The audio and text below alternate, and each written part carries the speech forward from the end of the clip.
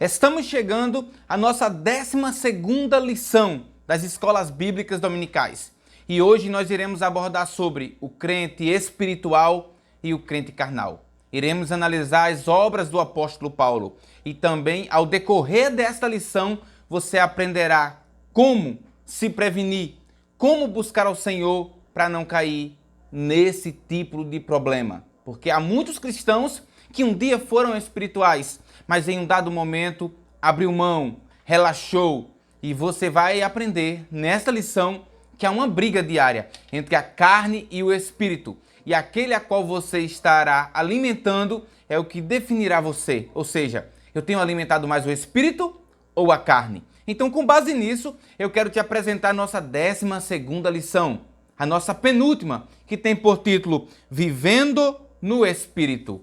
Com base nisso, eu te convido para, a partir desse momento, estudarmos e aprendermos mais um pouco da Palavra de Deus. Aqui no nosso canal Tens um Minuto. Roda a vinheta!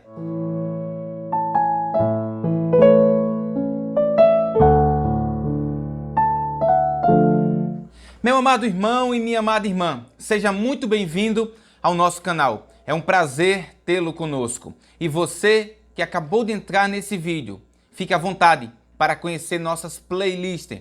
Temos todas as aulas da lição das escolas bíblicas dominicais de adulto para você conferir. Se você ainda não assistiu, você pode ir lá, anotar, ver os detalhes, tudo que a gente falou aqui. Meu amado irmão, eu quero compartilhar com você o texto áureo e a verdade prática dessa lição, para fundamentar aquilo que nós iremos falar aqui. Então, com base nisso, eu te convido a abrir a sua Bíblia em Gálatas, capítulo de número 5 e o versículo de número 22. Acompanhe aí na tela o texto áureo e a verdade prática.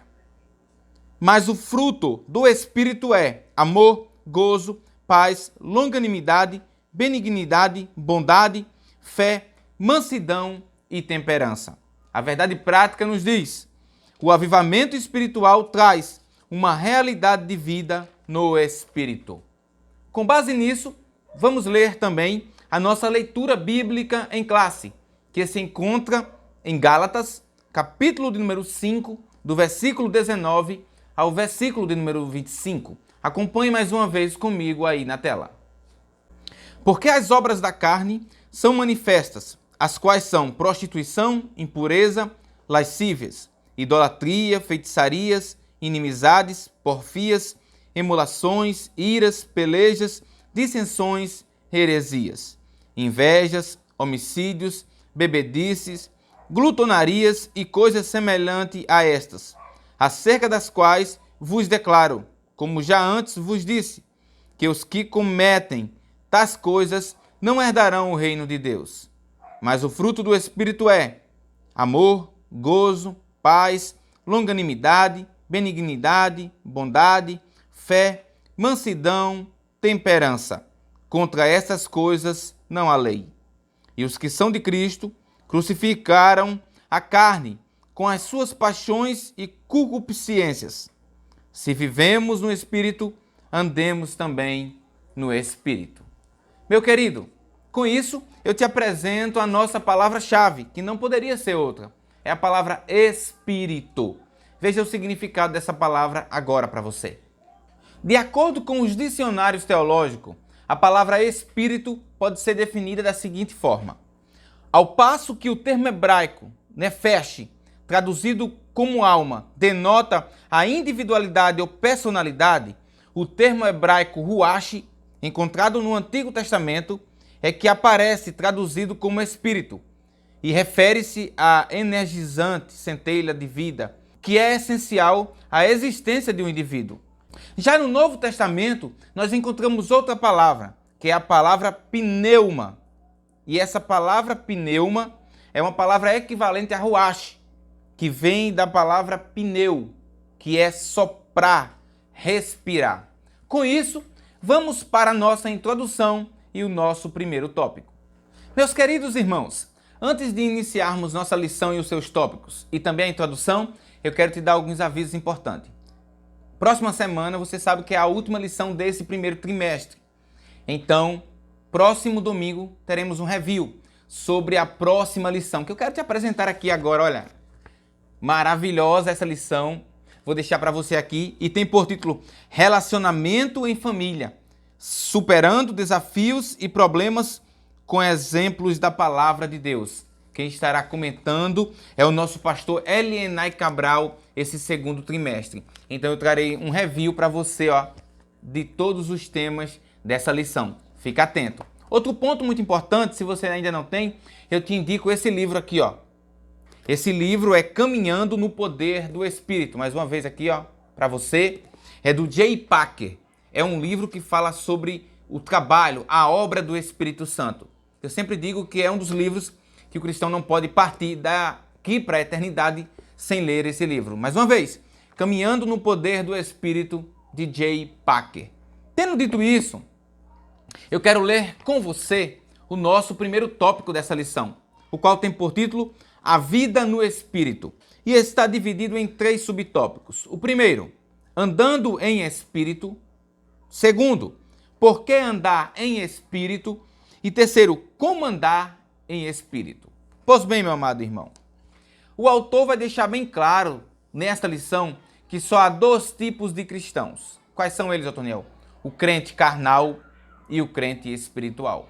E o apóstolo Paulo vai dar muita ênfase a isso em suas cartas, alertando aos irmãos acerca dos desejos carnais e daquilo que influencia o crente a fazer a vontade da carne. Logo, o apóstolo Paulo, nas suas cartas, além de exortar os irmãos, também informa a eles como viverem no Espírito. O apóstolo Paulo foi um professor completo. Deus usou ele poderosamente na exortação, no ensinamento e no aconselhamento. É tanto que suas cartas são obras-primas que as igrejas usam hoje e que nós usamos para aprendermos muito, muito mesmo.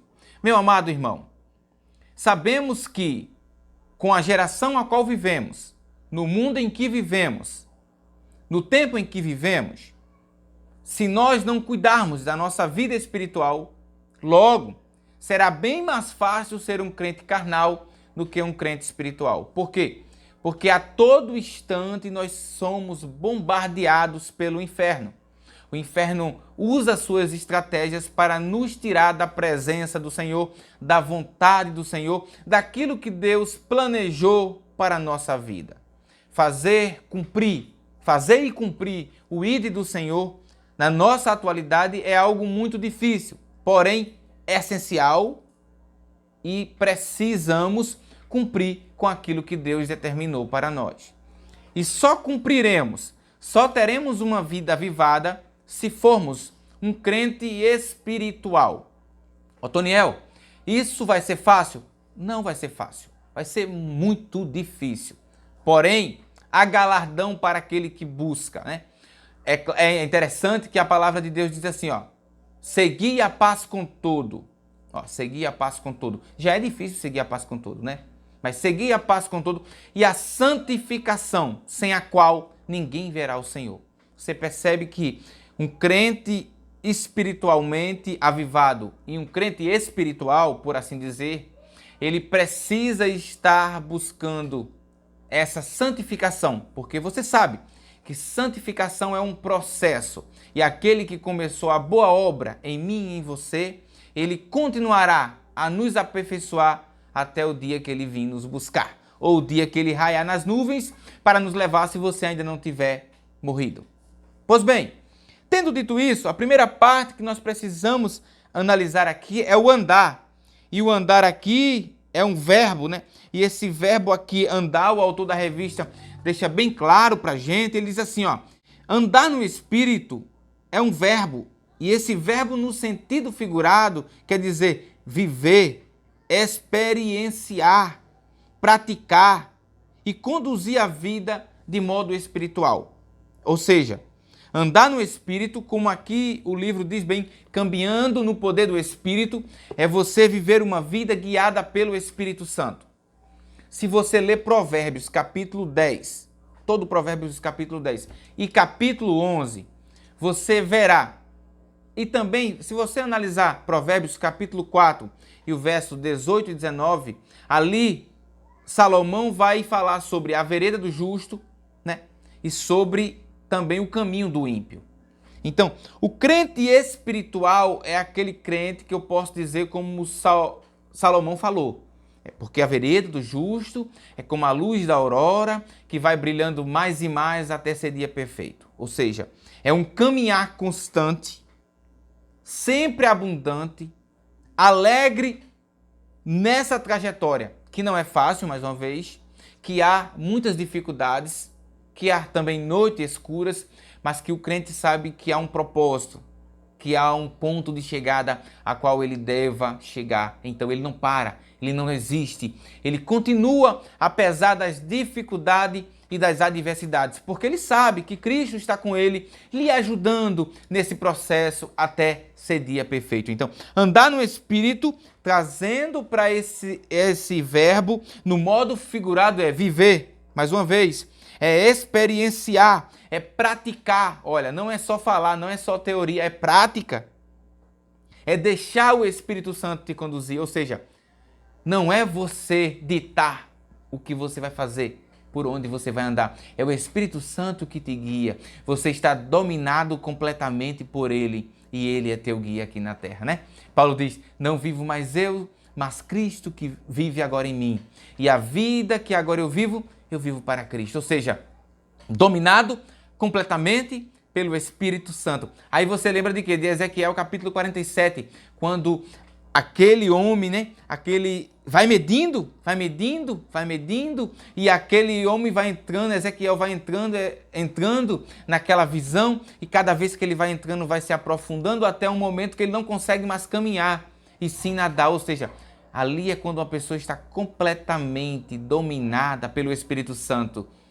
Não é mais pelos seus próprios passos, não é mais pela sua própria inteligência ou intelectualidade, mas sim pelo que o Espírito Santo lhe dirige. Ok? Andando no Espírito. O nosso segundo subtópico fala, por que andar em Espírito? E eu quero trazer alguns motivos por que você deve andar no Espírito. Primeiro ponto, para não viver segundo a carne. Meu querido, você deve andar no Espírito para não andar segundo a carne, não fazer a vontade da carne. Segundo ponto, analise aí, para fazer a vontade de Deus. Porque eu devo andar no Espírito, Daniel, para fazer a vontade de Deus.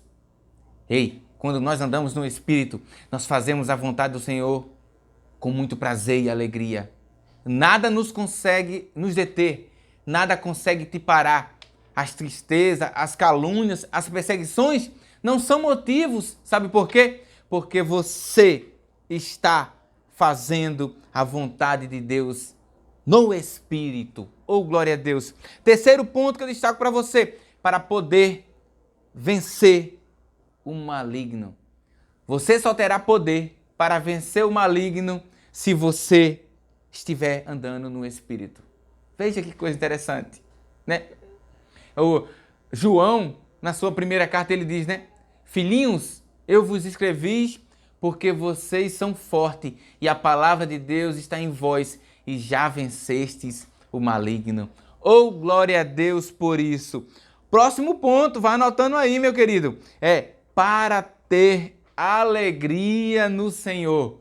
Quando eu ando no Espírito, o Espírito Santo me alegra, independente da situação que eu esteja, independente das lutas que eu esteja passando. Se eu sou um crente espiritual, um crente que se separa, um crente que busca o Senhor, um crente que anda no Espírito, o Espírito Santo do Senhor me alegra nos momentos mais difíceis da minha vida. Então, espero que eu tenha te dado motivo o bastante para você andar no Espírito. Se você está gostando dessas dicas, deixa teu like, curte, compartilha com outras pessoas para que o Evangelho de Cristo seja alcançado por muitas vidas. Se você é novo aqui, se inscreve no nosso canal e ativa o sininho para receber as notificações dos nossos vídeos e mais dicas como essas aqui.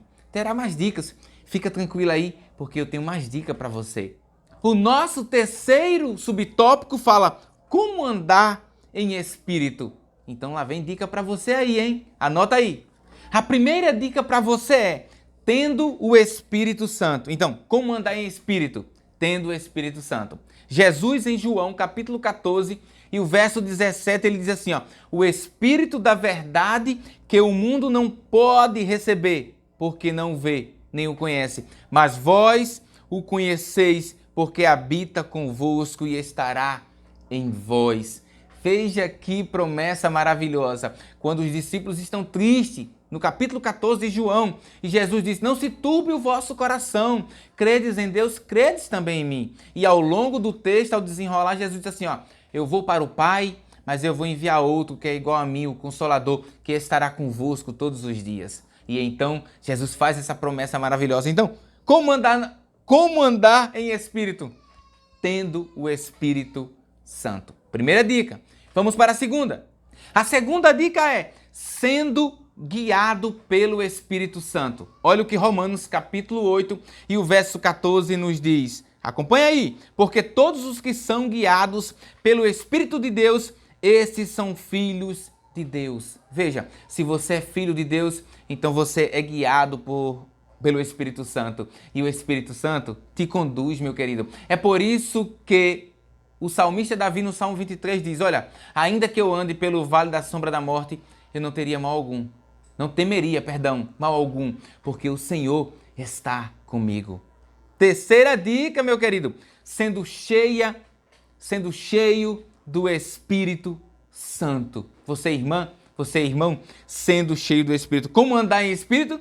Sendo cheio do Espírito. E um cristão cheio do Espírito Santo não tem espaço para a carne, não tem espaço para a carnalidade. Outro ponto que eu destaco para você é sendo revestido de poder. Olha aí, sendo revestido de poder. O autor da revista diz, o pecador passa a ter o Espírito Santo habitando nele quando aceita Cristo como Salvador. João capítulo 14, o verso 17, a parte B. Então, sendo revestido de poder. Esse é mais um ponto a se destacar. Com isso, vamos para o nosso segundo tópico. O nosso segundo tópico tem por título o confronto entre a carne e o espírito. E está dividido em dois subtópicos, a saber, primeiro, carne versus espírito e segundo, as obras da carne. Vale ressaltar um ponto muito importante acerca da carne. Que isso fique bem claro para você, professor, você aluno que nos assiste nesse momento. E o ponto é o seguinte.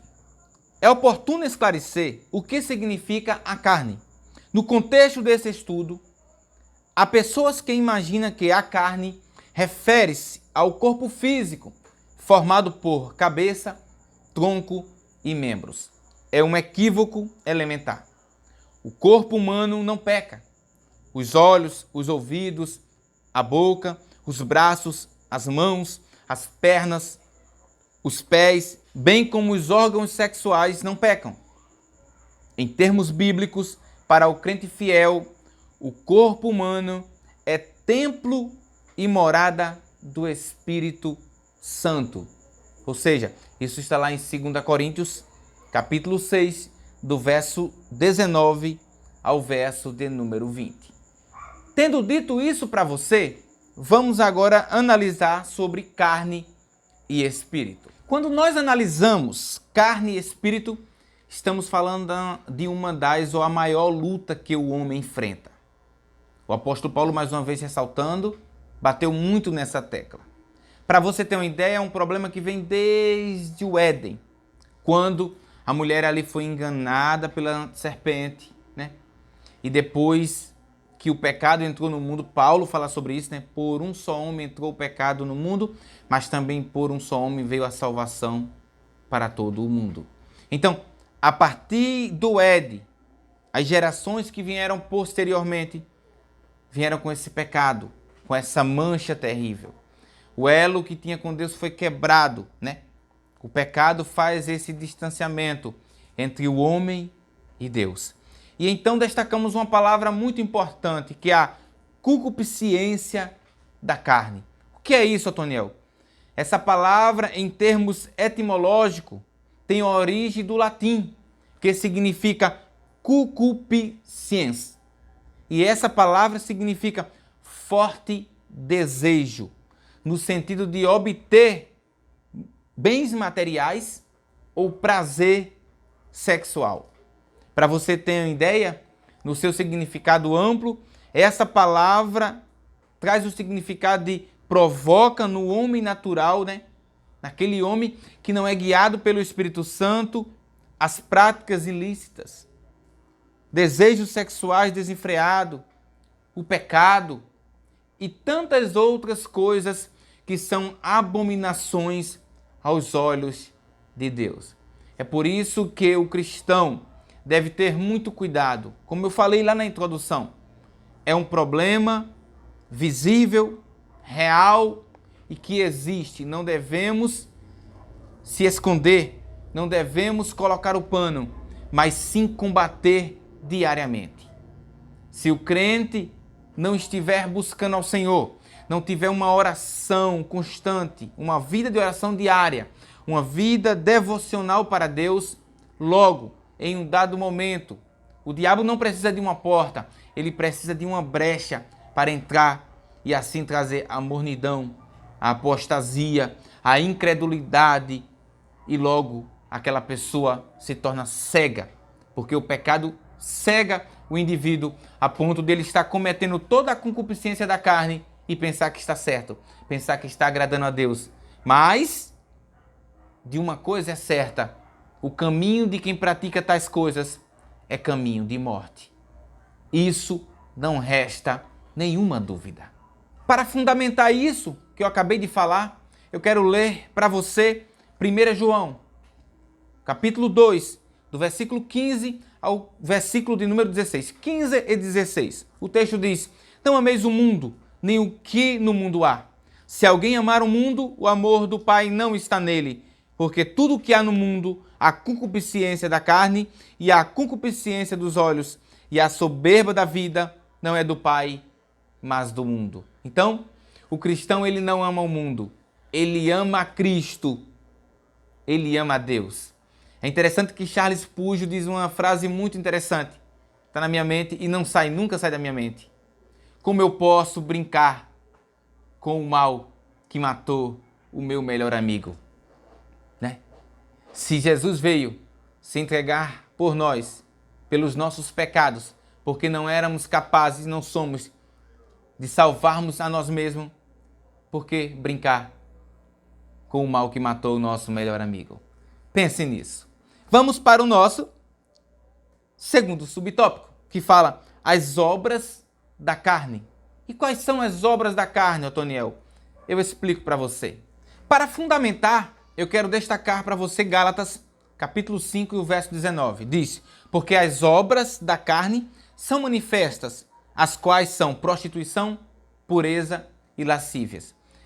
Pegue a caneta, papel e anote aí, porque lá vem explicação para você. Prostituição.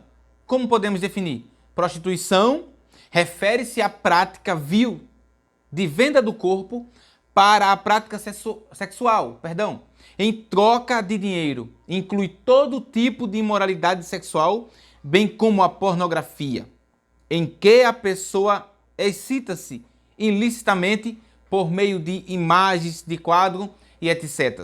O crente, veja aí, deve fugir da prostituição. E eu te dou um versículo para você anotar aí. 1 Coríntios, capítulo 6 e o verso 18, e Efésios, capítulo 5 e o verso de número 3. O próximo ponto é a impureza.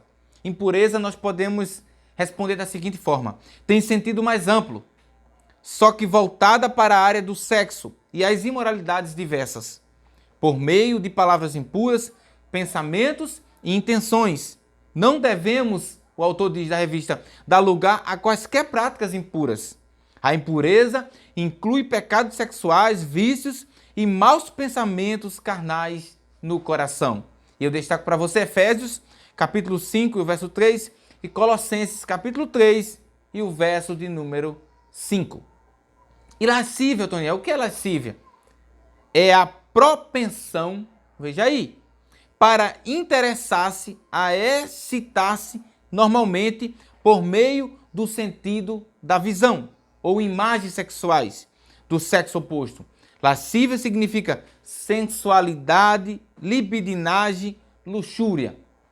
É uma característica de quem tem deturpado, quem tem modos libertinos, libidinosos, que tem propensão para a sexualidade. Então, tendo explicado para você o que são essas três, o apóstolo Paulo mostra que o cristão, ele deve zelar pelos seus pensamentos para não dar lugar à impureza e às outras obras da carne. E ele destaca isso muito bem em Filipenses capítulo 4 e o verso de número 8, a qual eu leio para você agora. Quanto ao mais, irmãos, tudo que é verdadeiro, tudo que é honesto, tudo que é justo, tudo que é puro, tudo que é amável, tudo que é de boa fama, se há alguma virtude, se há algum louvor, nisso pensai. Oh, glória a Deus! Ainda sobre as obras da carne, agora referente às práticas religiosas, temos a idolatria e a feitiçaria. E o que é idolatria? Refere-se ao culto a falsos deuses, todo tipo de ídolo. Com relação à feitiçaria, refere-se às práticas religiosas voltadas para demônios, envolvendo promoção de desejos malignos e cultos diabólicos. Referente ao mau relacionamento humano, tem as inimizades. O que são inimizades, Daniel? São a falta de amizade e de companheirismo por falta de amor e de simpatia. Temos também as porfias. O que são porfias, Daniel? São brigas, rixas, desentendimentos, disputas, oposição. O que é emulações? Emulações é o sinônimo de ciúme, inveja, competição, rivalidade e iras. Iras é sinônimo de raiva, rixa, inimizade, não condizente com o amor cristão. E pelejas. O que é peleja? Peleja tem o mesmo significado de briga e rixas. E dissensões? Dissensões são semelhantes a peleja, desentendimento, provocações. Veja, essas são obras da carne. Outras coisas, heresias. A heresia aqui inclui no meio da lista do mau relacionamento humano, no meio da igreja. Provavelmente por quem aceita heresias, que são falsas doutrinas, falsos ensinamentos. Isso provoca, claro, divisão entre a igreja. Se a igreja é uma igreja santa, logo ela não aceita nenhum tipo de heresia. O apóstolo Paulo combateu isso muito bem.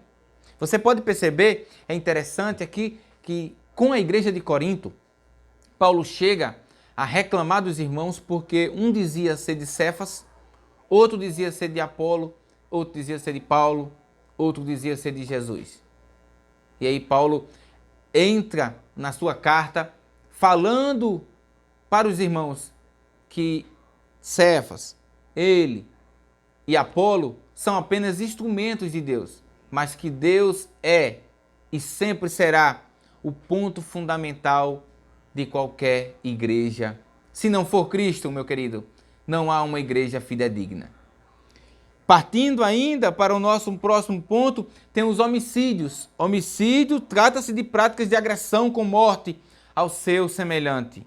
Com relação à embriaguez, se refere às manifestações de descontroles e intemperança ocasionadas por bebidas embriagantes. E aí eu destaco Romanos capítulo 13, o verso 13 e Lucas 21, 34. Glutonaria. O que é glutonaria? É um termo aplicado pelo apóstolo Paulo que se refere a um estilo de vida desenfreado e extravagante, que pode ser traduzido nas típicas orgias do paganismo da época. Veja que coisa interessante. Vai anotando, porque aí você vai aprendendo e trará aquela aula excelente. Com isso, vamos para o nosso terceiro e último tópico.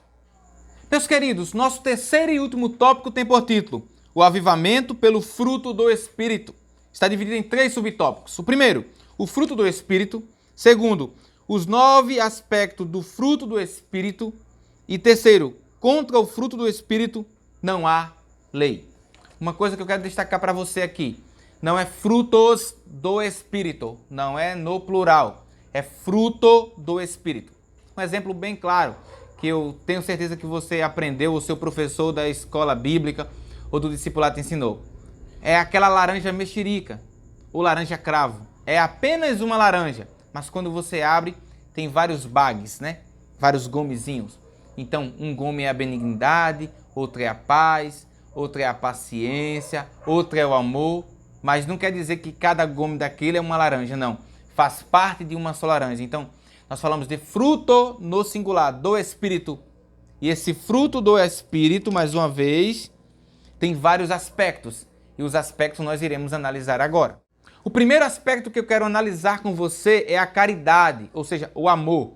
E o amor aqui nesse contexto está falando do amor ágape, ou no grego agapau, que é aquele amor sacrificial, aquele amor que Cristo tem e teve pela igreja. Então, o cristão, ele deve demonstrar esse amor. Você sabe muito bem que você é discípulo de Cristo. E como discípulo de Cristo, você é imitador de Cristo. E como imitador de Cristo, você não apresenta um falso amor. Um amor qualquer, não. Mas um amor verdadeiro. O segundo é gozo ou alegria, que é a palavra grega chará. E esse gozo, essa alegria, é um gozo, a alegria produzido pelo Espírito Santo de Deus na sua vida. Não é uma alegria atemporal, aquela alegria produzida pela bebida, pela prostituição, que muitos dizem que traz alegria e tantas outras coisas. Não, essa alegria é uma alegria provinda de Deus através do seu Espírito Santo que habita em você. O terceiro é paz, e a palavra paz vem do grego eirene. Aqui a paz é aquela paz que excede todo entendimento, ou seja, uma paz promovida por Deus. E paz aqui não é a ausência de guerra, não é a ausência de lutas, não. É saber que em meio às dificuldades, às lutas, aos problemas, Deus está com você promovendo essa paz. Então, terceiro ponto é uma paz, não é a paz promovida pelo Papa, por ninguém nesse mundo, é a paz promovida por Deus.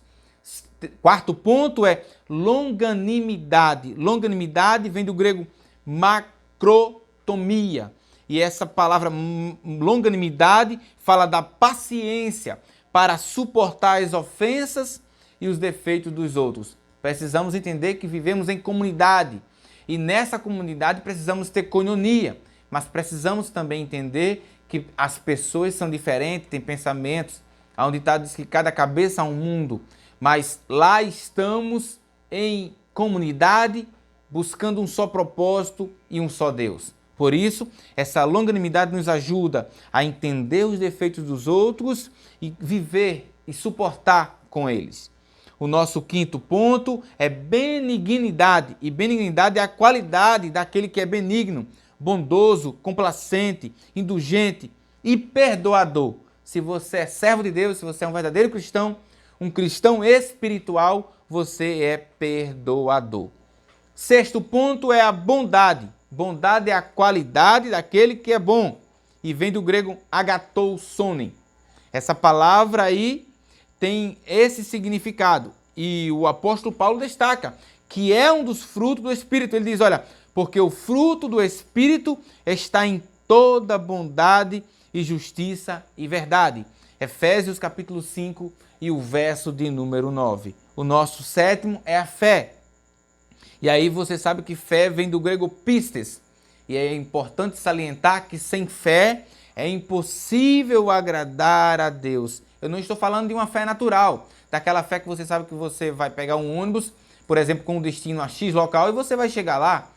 Isso não é fé. Ou é uma fé, mas uma fé natural. Nós estamos falando de uma fé espiritual, daquela que você acredita mesmo sem ver, que você acredita mesmo você não tendo a possibilidade de fazer, mas saber que existe um Deus que é poderoso e pode todas as coisas. Fé é descansar em alguém, é entregar completamente um problema nas mãos de alguém, no caso de Deus, sabendo que Ele é poderoso para fazer o melhor para você.